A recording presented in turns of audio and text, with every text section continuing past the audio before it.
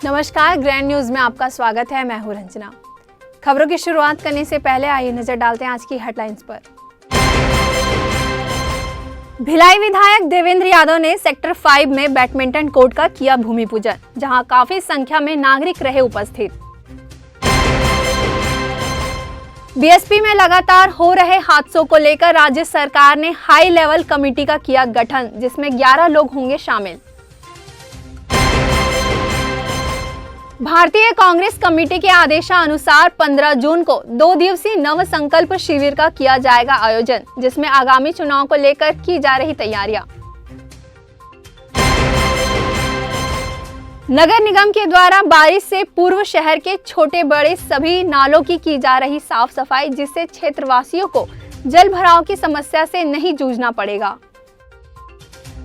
Grand news में अब खबरें विस्तार से। भिलाई के सेक्टर 5 वार्ड क्रमांक 59 में भिलाई विधायक देवेंद्र यादव ने बैडमिंटन कोर्ट का भूमि पूजन किया। इस अवसर पर बड़ी संख्या में वार्ड के नागरिक, पार्षद व भिलाई के महापौर उपस्थित रहे।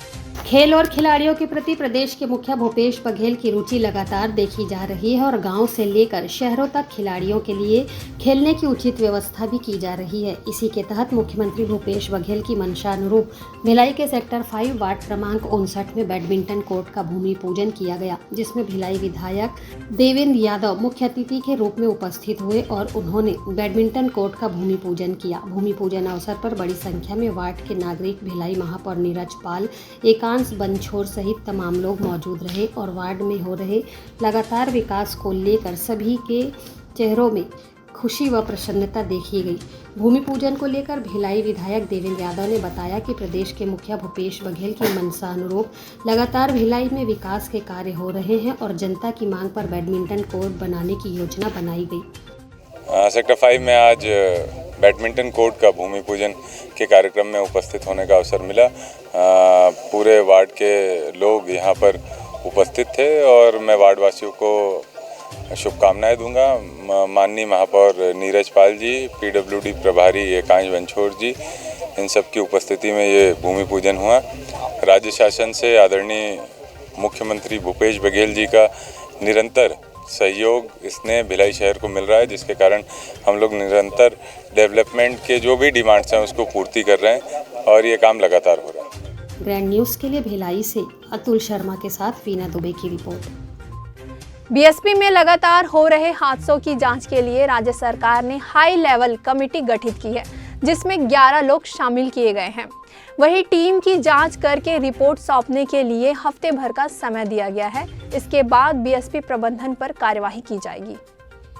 बीएसपी में 1.5 साल में 9 कर्मियों की मौत की घटना को राज्य शासन ने गंभीरता से लिया है। कारणों का पता लगाने राज्य के श्रम आयुक्त एवं चीफ इंस्पेक्टर ऑफ फैक्ट्री अमृत खलखो ने टीम का गठन किया है, जो 10 बिंदुओं पर जांच करेगी। हाई लेवल कमेटी के सभी 11 सदस्य सोमवार से ही भिलाई में कैंप करेंगे और अपना काम शुरू कर देंगे। शनिवार तक कमेटी के सदस्य प्लांट में निरीक्षण का कार्य पूरा कर लेंगे। इसके बाद अगले सोमवार को रिपोर्ट श्रम सचिव को सौंपी जाएगी। रिपोर्ट में दी गई जानकारी के आधार पर ही बीएसपी के खिलाफ कार्यवाही सुनिश्चित की जाएगी।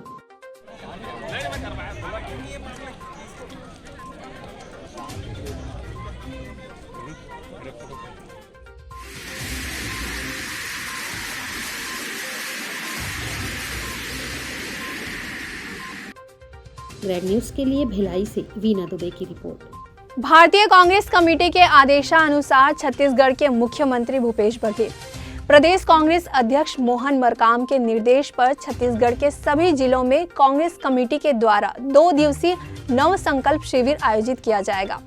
शिविर की तैयारी और सफल आयोजन के लिए दुर्ग जिले के कांग्रेस संगठन प्रभारी गिरीश देवांगन ने संगठन के पदाधिकारियों के साथ आज बैठक ली।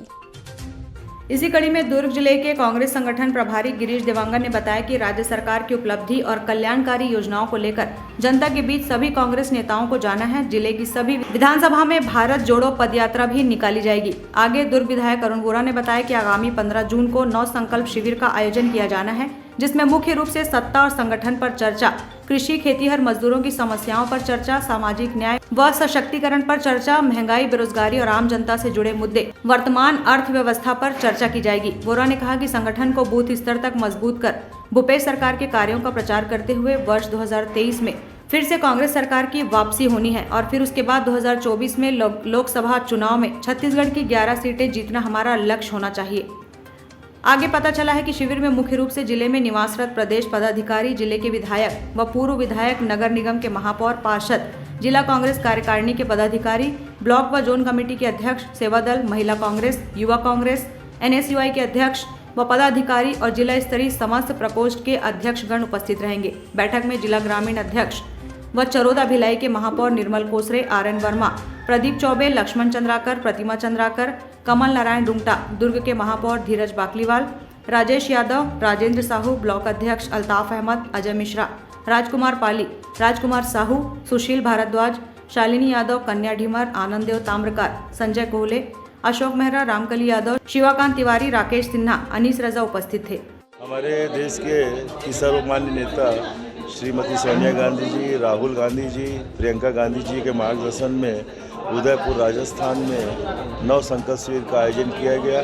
उसी तर्ज पर हमारे प्रदेश में भी इसका आयोजन हुआ, 2 दिवसीय आयोजन हुआ, जिसमें बहुत से विषयों को लेकर चर्चा हुई। अब यह शिविर जिला स्तर पर और ब्लॉक स्तर पर जाएंगे। जिला स्तर पर जो तिथि तय हुई है ये 15 जून की है और इसमें हम सब लोग जो पदाधिकारी हैं सब एकत्र होंगे। कांग्रेस की रीति नीति, कांग्रेस का उद्देश्य और हम किस तरीके से हमारी प्रदेश की सरकार काम कर रही है। आपने देखा होगा कि इन 3.5 वर्षों में भूपेश बघेल जी की सरकार ने जो ऐतिहासिक फैसले लिए हैं, 15 साल तक लोगों का जो सपना बना हुआ था उस सपने को भूपेश बघेल जी ने मतदाताओं के सपनों को साकार किया। ये सारे विषयों पर हम लोग चर्चा करेंगे, लोगों के बीच में जाएंगे और ये बताएंगे कि हमारी सरकार ने इन 3.5 वर्षों में क्या क्या कार्य किए हैं। तो कई मायनों में शिविर बहुत महत्वपूर्ण होगा, जैसे संगठनात्मक गतिविधियों को मजबूती देना और केंद्र की भारतीय जनता पार्टी जो अनाप शनाप महंगाई बढ़ा रही है और जो निर्णय ले रही है जो जनहितकारी नहीं है, उस पर हम लोगों का आंदोलन होगा। पद यात्राएँ हमारी होगी। पद यात्रा में हम केंद्र सरकार की विफलता को और राज्य सरकार की सफलता को हम लोग पर्चे लेकर जाएंगे, लोगों को बताएंगे। विधानसभा के हिसाब से तो हमारी रणनीति रोज ही बनती रहती है। हम भूपेश बघेल जी के नेतृत्व में लगातार कार्य कर रहे हैं और जितने कार्य हो रहे हैं उन कार्यों को लेकर हम मतदाताओं के बीच में जाते हैं। दुर्ग में आपने देखा होगा जितने कार्य हुए हैं, ये अभी हमने भूपेश बघेल जी के नेतृत्व में जो सड़कों का निर्माण हो रहा है, आप देख रहे हैं कि ठगड़ा बांध, बहुत सारे ऐसे कार्य हैं जिसका मूल्यांकन जनता खुद करेगी। उदयपुर में जो अखिल भारतीय कांग्रेस कमेटी का चिंतन शिविर होता है और चिंतन शिविर में जो कार्य योजना दी गई और जो प्रस्ताव पारित हुए उसको प्रदेश में इम्प्लीमेंटेशन के लिए प्रदेश स्तर पर संकल्प शिविर का आयोजन किया गया। जब प्रदेश में उन कार्य योजनाओं पर चर्चाएं होकर प्रदेश के परिप्रेक्ष्य में किस प्रकार से उसे लागू करना है, वो सारे प्रस्ताव वहाँ पारित हुए हैं। उनको हमको अब जिले तक ले जाना है। तो जिले में, यहाँ दुर्ग जिले में शहर और ग्रामीण दोनों जगह नव संकल्प शिविर का आयोजन हमको बहुत जल्दी करना है। उसमें विभिन्न संगठनों के संगठनात्मक स्थिति पर भी चर्चा करना है। फिर 75 किलोमीटर की पद यात्रा भी करना है आज़ादी के अमृत महोत्सव में। उसके साथ ही साथ आगे जाके जो भारत छोड़ो आंदोलन जो होना के दिवस पे 9 अगस्त से जो कार्यक्रम आना है उसकी भी रणनीति बनानी है। उसके बाद प्रदेश स्तरीय एक कार्यक्रम होगा, उसकी भी रणनीति, उन्हीं सब पे चर्चाओं के लिए आज की बैठक रखी गई है। ग्रैंड न्यूज़ के लिए दुर्ग से नवीन दिल्लीवार की रिपोर्ट। बारिश के पूर्व शहर में स्थित सभी छोटे बड़े नाले नालियों की साफ सफाई नगर निगम के द्वारा की जा रही है, जिससे किसी भी क्षेत्र में बारिश के दिनों में जल भराव की स्थिति निर्मित ना हो। आगामी 15 या 20 जून से मानसून की शुरुआत हो जाएगी, जिसे देखते हुए नगर निगम प्रशासन सख्त हो गया है और मानसून आने के पूर्व ही शहर में स्थित समस्त छोटे बड़े नाली एवं नालों की साफ सफाई में जुट गया है। इसी के तहत दुर्ग में स्थित शंकर नाले की साफ सफाई नगर निगम के द्वारा करवाई गई, जिससे बरसात के दिनों में नाले का पानी सड़क के ऊपर या लोगों के घरों में ना जाए। इसके अलावा शहर में स्थित अन्य छोटी नालियों की भी साफ सफाई को लेकर नगर निगम बेहतर पहल कर रहा है। अक्सर देखा गया है कि बारिश के दिनों में छोटे बड़े नाली और नालों में जल भराव की स्थिति उत्पन्न हो जाती है और नालों का गंदा पानी निकासी न होने के कारण लोगों के घरों में घुसने लगता है, जिससे लोग कई तरह की बीमारियों से बरसात के दिनों में ग्रसित हो जाते हैं। इन्हीं सब समस्याओं को देखते हुए नगर निगम ने इस बार बारिश के पहले ही नाली एवं नालों की साफ सफाई को करना आरंभ कर दिया है, जिससे बारिश के दिनों में शहर के किसी भी कोने में जल भराव और जल जमाव की स्थिति उत्पन्न ना हो और लोगों को परेशान ना होना पड़े। नाला सफाई को लेकर दुर्ग नगर निगम के स्वास्थ्य अधिकारी हमीद खोकर ने बताया कि शंकर नाले की ही नहीं बल्कि शहर में स्थित समस्त छोटे बड़े नालों और छोटी नालियों की साफ सफाई बारिश के पूर्व की जा रही है। शंकर नाला सहित पूरे शहर में जितने भी नाला है, जैसे केलावाड़ी नाला है, सुभाष नगर नाला है, पोटिया नाला है, शंकर नगर नाला है, इसके अलावा हमारी जीवनदायिनी नदी शिवनाथ नदी है, इसमें नियमित रूप से साफ़ सफाई तो हम करते आ रहे हैं। और अभी भी हम आपको बताना चाहेंगे कि हम आदरणीय हमारे दुर्ग शहर के लाडले विधायक आदरणीय अरुण वोरा जी और हमारे नगर निगम के महापौर श्री धीरज बाकलीवाल जी और हमारे आयुक्त महोदय जी के साथ हमारी मीटिंग हुई और हम लोगों ने मिलकर अपने पूरे वार्डों से एक एक वर्कर काट कर और हमारी 21 लोगों की टीम ऑलरेडी है, लगभग 80 लोगों की टीम मिलाकर हम लोग 5 ग्रुप बना लिए हैं और इस 5 ग्रुप को हम विभिन्न क्षेत्रों में लगा दिए हैं, जैसे केलावाड़ी नाला है, सुभाष नगर नाला है, हमारा शंकर नाला है और हमारी नदी शिवनाथ नदी है। इस तरह से बहुत अच्छे तरीके से साफ़ सफाई हम लोग कर रहे हैं और यह सफाई की जो प्रक्रिया है, यह जो कार्य है, प्रतिदिन हम लोग करवाते रहते हैं, नियमित रूप से करवा रहे हैं। इसका जीता जागता सबूत आपको पता होगा कि आने वाले इसके पहले भी जो बरसात आई थी, इसमें जो हमारे शहरों में पानी नहीं भरा था, पानी जो है निकल गया था, तो अभी भी हमारी नियमित रूप से वार्डों में हमारे जो नाले हैं लगे हुए वार्डों से, हमारे शहर से, उसके नियमित रूप से सफाई हम लोग लगातार कर रहे हैं। मैं अपने दुर्ग शहर के लोकप्रिय मतदाता भाइयों और बहनों से मैं निवेदन करना चाहूँगा कि जिस तरह हम अपने घर को, हमारे द्वार को साफ़ सुथरा रखते हैं, उसी तरह हम अपने घर के कचरों को नाली में, नाले में ना डालें। हमारी जो एमसीसी की बहनें आती है डोर टू डोर जो कचरा लेने उनको दिया जाए। अगर कभी किसी कारणवश एक दिन नहीं आती तो झिल्ली में रखकर दूसरा दिन दिया जाए। जिस तरह हम अपने परिवार को और हमारे घर को साफ़ सुथरा रखते हैं, उसी तरह यह दुर्ग शहर भी आप ही का घर है, तो आपका भी कर्तव्य बनता है एक अच्छे नागरिक, एक जागरूक नागरिक के नाते आप दुर्ग शहर को और हमारे पूरे प्रदेश को साफ़ सुथरा, बेहतर और अच्छा रखें। ग्रैंड न्यूज़ के लिए दुर्ग से वीना दुबे की रिपोर्ट। दुर्ग जिले के ग्राम पंचायत करंजा भिलाई के आश्रित ग्राम झंझेरिया में शिवनाथ नदी में दिन रात धड़ल्ले से बगैर सरकारी परमिशन के रेत परिवहन किया जा रहा है। यहां से हर दिन लाखों का रेत गैर कानूनी तरीके से खनन किया जा रहा है। वहीं ग्राम पंचायत अशोक साहू ने मामले से पल्ला झाड़ते हुए कुछ भी कहने से साफ इनकार कर दिया है। छत्तीसगढ़ स्वाभिमान मंच प्रदेश अध्यक्ष पूरनलाल साहू ने बताया कि रेत माफिया शिवनाथ नदी के झेंझरी घाट से रेत निकालकर ग्राम डांडेसरा से गनियारी मार्ग होते रेल परिवहन कर रहे हैं, जो कि अब तक हजारों टन रेत का परिवहन किया जा चुका है। गौरतलब है कि छत्तीसगढ़ के मुख्यमंत्री भूपेश बघेल के सख्त निर्देश के बावजूद रेत माफिया बगैर किसी सरकारी परमिशन के बेखौफ होकर रेत परिवहन कर रहे हैं। आपको बता दें कि रेत माफिया बड़ी बड़ी ऐसी गाड़ियों में नदी किनारे बेखौफ दबंगई से बैठकर रेत परिवहन कर रहे हैं। देखने वाली बात यह है कि शासन प्रशासन ऐसे रेत माफियाओं के खिलाफ कड़ी कार्रवाई कब करेगा। जिला के ग्राम पंचायत करंजा भिलाई के आश्रित गांव झेंझरी में शिवनाथ नदी के लगातार ये दिन और रात अवैध रूप से रेत के खनन होते जे डांडेसरा से गनियारी मार्ग से होते हुए लेगा थे बिना रॉयल्टी पर्ची के सरकार करोड़ों रुपए के मना चुना लगा चुके हैं और बहुत अधिक मात्रा में मना रेती के खनन होते कई हजारों टन यहाँ से मन ले जा चुके हैं जगह से यहाँ के सरकार ला भारी मात्रा में नुकसान हुआ थे। में तो ये मन बहुत मात्रा में लेगा थे, लेकिन रात में भी ये मन लेगा थे और शासन प्रशासन में आंख मूंद के बैठे हैं। तो हम सरकार से मांग करा था इनमें जल्द से जल्द कार्रवाई करें। ग्रैंड न्यूज के लिए नवीन दिलीवार की रिपोर्ट। वक्त है एक छोटे से ब्रेक का, आप बने रहिए ग्रैंड न्यूज के साथ। मैं जब अपने बालों को कोम करती थी तो मेरे काफी ज्यादा बाल कोम्बिंग से टूट जाते थे और सीजनल चेंजेस की वजह से डैंड्रफ भी होता था। फैमिली में भी कुछ लोगों को ये प्रॉब्लम थी।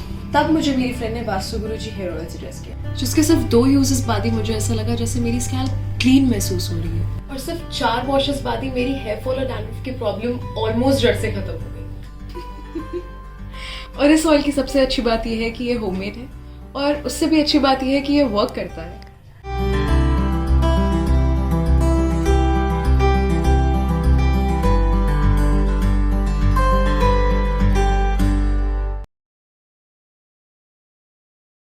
ब्रेक के बाद आपका स्वागत है। बेमेतरा जिले के प्राइवेट अस्पताल में इलाज कराने आए 5 लाख रुपए इनामी नक्सली को पुलिस ने गिरफ्तार करके न्यायालय में पेश किया, जहां उसे देर रात न्यायिक रिमांड में जेल भेज दिया गया है। जेल दाखिल करने से पहले नक्सली का जिला अस्पताल में डॉक्टरी मुलाहिजा कराया गया। वहीं नक्सली के मददगार के रूप में 10 वर्ष के बालक एवं एक के प्राइवेट हॉस्पिटल के डॉक्टर प्रवीण साहू से पूछताछ जारी है। पुलिस का कहना है कि इस मामले में कई और चौंकाने वाले खुलासे होने की संभावना है। वहीं बेमेतरा पुलिस नक्सली की मददगार की जानकारी में जुटा हुआ है और अस्पताल की वीडियो फुटेज सहित उनके दस्तावेजों को जब्त कर जांच कर रही है। नक्सली प्राइवेट अस्पताल में डोमार सिंह ग्राम सलधा का बताकर भर्ती हुआ था, इसकी भी जांच बेमेतरा पुलिस कर रही है। Bureau report, grand news. केंद्रीय राज्य मंत्री भानु प्रताप सिंह वर्मा ने अपने 2 दिवसीय राजनांदगांव प्रवास के दौरान आज शहर में संचालित कमान सर्विस सेंटर का जायजा लिया और हितग्राहियों से चर्चा की। इस दौरान उन्होंने चॉइस सेंटर के माध्यम से बनने वाले विभिन्न प्रमाण पत्रों की जानकारी ली।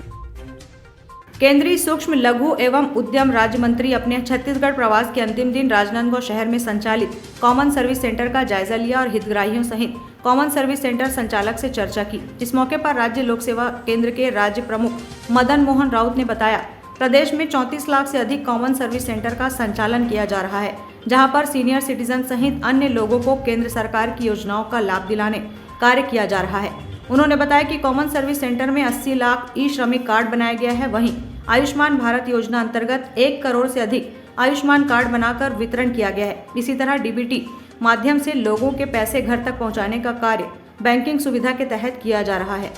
विशेष रूप से केंद्र की जितनी भी योजनाएं हैं उन योजना का समीक्षा की पहले जिलाधिकारी के साथ बैठ के, और उन्हें धरातल पर देखने के लिए दौड़ा भी किया है। देश के यशस्वी प्रधानमंत्री जी की इच्छा है कि कोई भी इस देश में कोई व्यक्ति भूखा न रहे, और उस हिसाब से वो प्रति यूनिट के हिसाब से 5 किलो चावल दे रहे हैं। वो भी हम लोगों ने जाके देखा है, तो ये प्रदेश सरकार जो अच्छा काम कर रही है, उन्होंने चावल वितरित अच्छी तरीके से कर रही है, इसलिए मैं धन्यवाद भी देना चाहता हूँ। लेकिन जो जल जीवन मिशन की जो योजना है, जो गरीब लोगों को पानी देना है, उन्हें घर तक पानी भिजवाना है, उन्हें कनेक्शन देना, सारी चीज़ें, इस योजना पे धरातल पर काम थोड़ा अच्छा नहीं है। इसलिए हम सरकार से अनुरोध करेंगे कि इस काम में थोड़ी जांच करें और बड़ी तेज़ी के साथ इस काम में तेज़ी लाएं, जिससे उन गरीबों को कम से कम पीने के लिए पानी तो मिल सके। करोड़ों रुपए केंद्र सरकार दे रही है, उसका सदुपयोग करें। जिस तरीके से वो जो 5 किलो गेहूँ पर यूनिट दिया जा रहा है, ये देश के यशस्वी प्रधानमंत्री की सोच है कि देश में कोई भी व्यक्ति भूखा न रहे।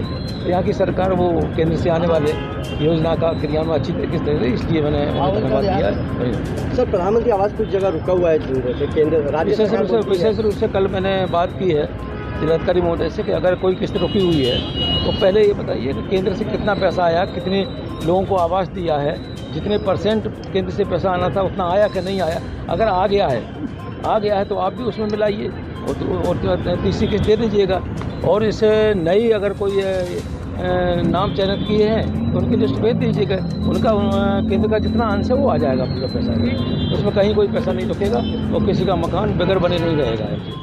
केंद्रीय राज्य मंत्री अपने 2 दिवसीय प्रवास के दौरान केंद्रीय योजनाओं की जमीनी हकीकत जानने राजनांदगांव पहुंचे थे और विभिन्न स्थानों में पहुंचकर केंद्रीय योजनाओं का जायजा लिया। उन्होंने कार्य पर तेजी लाने सहित प्रदेश को केंद्रीय राशि का सदुपयोग करने कहा। प्रधानमंत्री आवास में किश्त की राशि न मिलने पर उन्होंने कहा है कि किसी भी हितग्राही का पक्का मकान बने बगैर नहीं रुकेगा। हमारे प्रदेश में करीब 34,000 से ज़्यादा कॉमन सर्विस सेंटर संचालित है और ये कॉमन सर्विस सेंटर के माध्यम से सिटीजन को बहुत सारा सुविधाएं मिलता है। जैसे आयुष्मान भारत का पूरा हम लोग प्रदेश में करीब 1 करोड़ से ज़्यादा लोगों को आयुष्मान कार्ड दिए हैं। ई श्रम कार्ड करीब 80 लाख से ऊपर लोगों को ई श्रम कार्ड दिए कॉमन सर्विस सेंटर लोग।